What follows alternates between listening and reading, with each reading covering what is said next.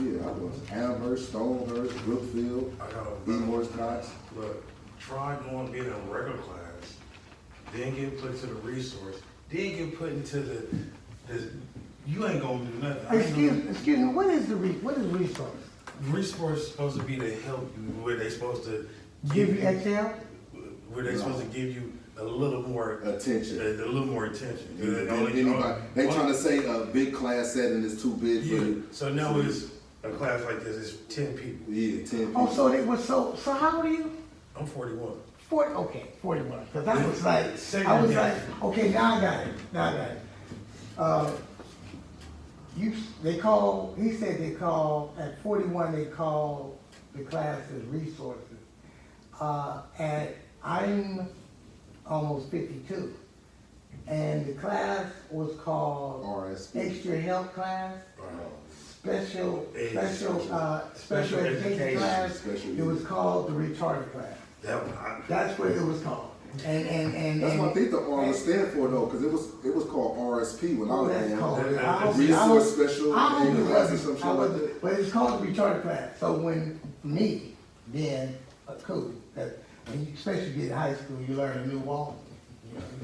You know, you be rolling with it. Sometimes you bounce too hard with it, but you roll with it. You know, I've seen some OGs that got a walk, and man, they got it down so good that they still be walking like that when they get home.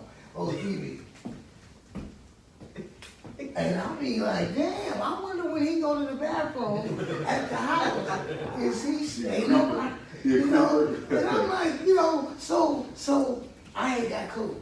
But so when you cool with your homies and you walk past the class, they say, there's some retarded dudes. So I never wanted to be seen in that class, right? I never wanted nobody to know that I was one of those people. Used to go to class when everybody else in I class. go late because they talking Yeah. about that. And I'm hoping that don't nobody No, that know me have to run back to their locker why you over in the and portal? saw me in there. Because, you know, I'm fake laughing with them, but it really ain't funny. No. And so it's a misdiagnosis with special education. Is a lot of us, most of us, are not slow. We don't really have the problems that they said we had. We notice kind of now, if I'm putting a little light on it, what the problem was. Because we're in a domestic violence class. That same something that they allowed to shove us there was probably present early on as a kid, and it's really called trauma. Attention. We have gotten trauma. You guys know what trauma is? You guys know what you guys know what trauma is? Trauma can be helicopters flying over your house. Helicopters don't fly over everybody's house, all races, all cultures, all classes of people. You know, helicopters. You think it's nothing because you always see helicopters, right? Ambulance, fire trucks, police, fire, right? I stayed in Alameda for 11 years. Very seldomly did I hear, police cars or even gunshots. I never heard gunshots when I was staying in Alameda. Yeah, I was staying on Charles Street in LA. Right, so it was a trip, and it wasn't that far out of Oakland, but I didn't hear that. I didn't come out the house, oh! And I jumped on the ground. I don't do that. When I was young, I was real stupid. I was like, No, if it's gonna hit me, it's gonna hit me. I don't do that no more. I'm now valuable.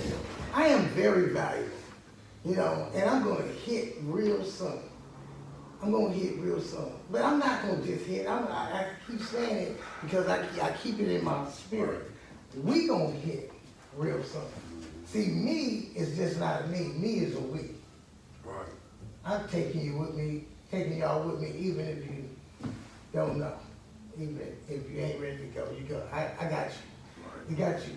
And that's what I want to do before I leave this earth. I don't just want to do for me, because if I can do for others, I must be good, pretty good. You must have got blessed pretty good. Cell phone, sir.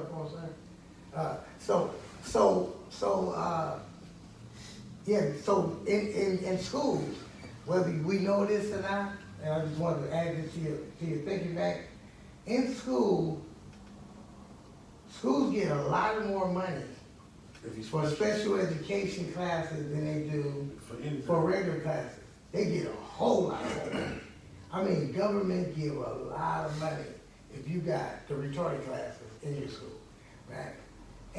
But it damages a lot of people, because if I can make you believe you're nothing, you might start believing it too. And you'll begin to have a fight of You're what really they told special. you was, You believe it. and what you feel. I'm not like that. Right. It's a struggle. And then baby says, your dumb ass, right? Mama says, when she get mad at your daddy or whoever, she talk bad to you. And they transfer it, and you keep hearing this, and you're angry, right? But you've been misdiagnosed, you've been lied to. You are somebody. You are somebody, and it's so damaging. I was like, I had some babysitters when I was little.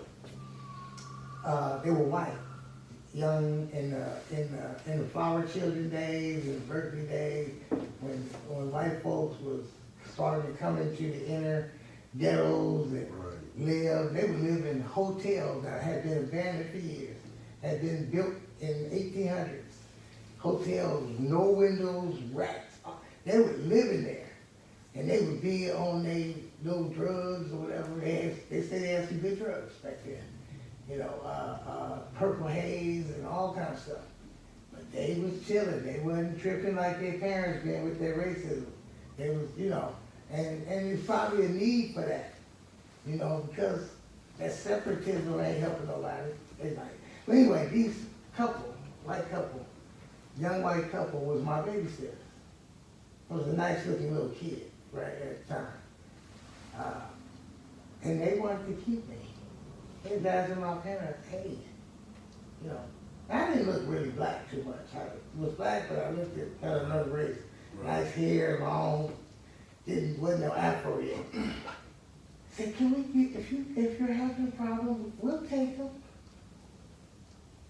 And I would turn black on them, you know. But who knows? Who knows? But I'm sure they would have been identifying with my education differently than my parents. My mother was loving, but she was busy, right? When she came home, she had gotten knocked upside the head by my dad on a regular basis. So you really didn't have time to be teaching your kid and, you know, spending special time. Most of the time, a child is it's not that they're dumb. They want, and homework is a turnoff, but it's not a turnoff if you're willing to spend the time with them. Because the child really wants the time. Child doesn't want the toys. Think he wants the toys. He wants your time. They want you to be like, you know, that's why they do stuff. When you sit there arguing with their mama, and you sit there, right? They over here like, you know what? I'm gonna break the goddamn lamp, right? What? What's in it? Right? And go, guess what happens? You stop doing what you're doing and have to address them, right? Draw for attention. They're drawing for attention, and you doing that. And then if you're on drugs, you don't spend time with children. Parents in the crack era and other eras have been known to sit you right in front of the TV, the cartoon. So I can go get loaded. Yeah, so they can, right, they let the TV babysit you and you're over here. But special education though is, it's supposed to be extra help. That was a light way of saying you're in a retarded class. I never got the extra help, you know, and they train these teachers like a trip not to really develop you, right? Now, it was some that was very nice and all that, but they still was told not to give them too much. There's no way in the world that I went to school up to the 12th grade and then dropped out because I got into the gangs and stuff. There's no way in the world that I shouldn't not, I didn't learn really how to read until I was 36, 37 years old, right? But I was getting extra help all the way to 12th grade. I went longer than most of my homeboys went to school, right? And they gave you good grades. You go to all your regular classes, guess what they do? Their teacher goes to the regular classes and tells the regular teacher, that's one of my students. So all you have to do is show up. You get a good grade. Your mama think, or your people think you're doing good. You got a good grade for doing nothing. Doing nothing. Just don't beat up the other kids and get kicked out. That's how them They RSP didn't classes care. was. Right, 'Cause no. they had me in RSP class all the way to 10th grade, 11th grade. I got to Dewey High School from 6th grade, and only why I got out the class because they said I had 2 math classes. One was the RSP class and one was a regular math class. So in my regular math class, the teacher saw me helping people and stuff, so he like, all right, I had like an hour in that class and I got to go to the other class. And he went and told the other teacher, like, let me see what's his name, looked at my work, like, he don't need to be in this class. What he was ever in this class for? And they took me out the Somewhere class stick. and put me in a... And a lot of us are that's very it. good at math, Yeah. or was And very I good. told you, I was in that class because I was getting into trouble every time, Yeah, day. disruptive. Like it was disruptive. I didn't go to that because they said I wasn't doing my work. They just put me in there. I was getting suspended and everything. They put me in that class No. thinking that it was gonna be less people. I couldn't be The around money- 10 or 20 people. the money for special education is very similar to being in the same box as the SSI check, right? For the school. And you notice that an SSI check is much, much larger than a welfare check, right? So they have money in the Department of Mental Illness, and they're labeling you with a mental problem, right? But it's so bad to tell your children that they're stupid. Your stupid ass, you stupid like your dad is, and all that stuff that parents tend to do. You don't want to scar them. Who do you think the child is going to believe? The first person they're going to believe, who taught them how to talk? Who taught them, right? The parents have taught them how to do certain things, how to say this, how to have manners, how to not, right? So if you say, you my dad, you say, I'm ignorant, I'm subject to start living like I'm ignorant. And then there's a problem with that because I think it's so many, and I'm glad you guys have been willing to share your truth, right? That's how you get free. Secrets die in the light of exposure, right? Share your truth. There's so many off the hook males from all races out in those streets doing crazy, dumb stuff. And most of them was in special education. They got a label for special. Right? And most of them won't tell you, I have a problem reading. Right? This is a way, but everybody wants to express themselves. Everybody wants to feel like somebody. But the mix up in feeling like somebody and getting the attention and respect is now the game. That carries a lot of bullshit. That's where it breaks down. Man, it's a lot of dudes in prison, and now they go all the way to prison to get and find out I wasn't stupid. Now you're in a classroom. I would call it a classroom. I always try to twist something. This classroom you're in now, your study room, is a study cell. It's a little bitty cell that you're studying now. Isolation time. Yes, now you That's why have, it's so now good. what's valuable is to get you a book.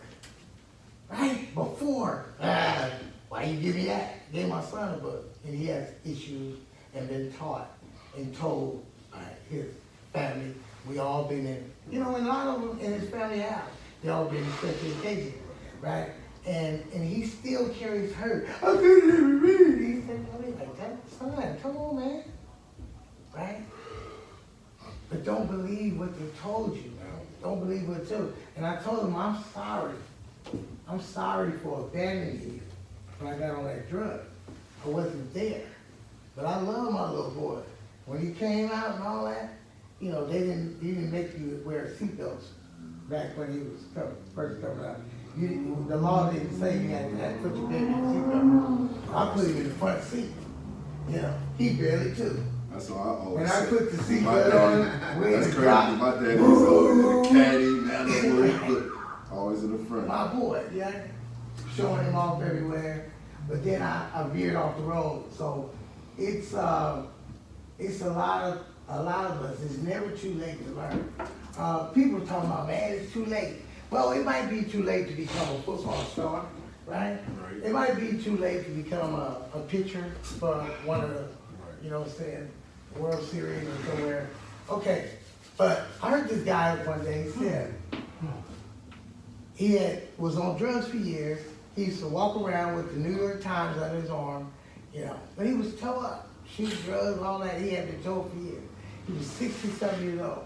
He went into this meeting one day, this recovery meeting. He said,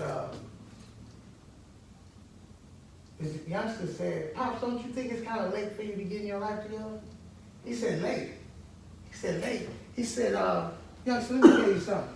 He said, "If you was working at a job for 2 or 3 weeks and you've been waiting on the job to mail you your check, and you keep going to the mailbox to see if your check is in it, and one day you pull out an envelope and look at it and you see your check." He said, "Do you look at the check and say it's too late, or do you say that motherfucker's right on time?" Right. You know what I'm saying? So it's not too late, man. Like I said, 37 years old, 17, supposed to graduate school early, because where my birthday.